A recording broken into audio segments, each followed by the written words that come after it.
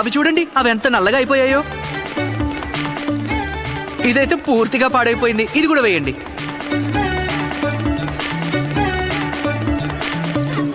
ఇదిగో తీసుకోండి, మీరు అడిగిన పనికి రాని వాడిపోయిన కూరగాయలు. చాలా బాగుంది. ఇప్పుడు ఇంకో పని చేయండి, ఈ సంచిని అక్కడ పక్కన పెట్టి ఈ కూరగాయల్లో ఏవైతే తాజాగా లేతగా బాగున్నాయో వాటి ధర ఎంతో చెప్పండి. మహాగురు తాతాచార్యుల వారికి, మహాగురు తాతాచార్యుల వారికి, మహాగురు తాతాచార్యుల వారికి. వెళ్ళు, నీ కూరగాయలు అమ్మేదే లేదు, వెళ్ళు. అరే అలాగెలాగా అమ్మనంటావు?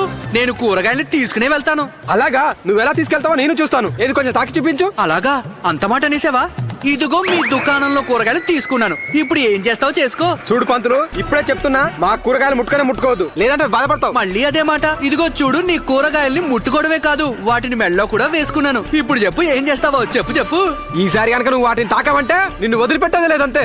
నేను మళ్ళీ వీటిని తాకాను.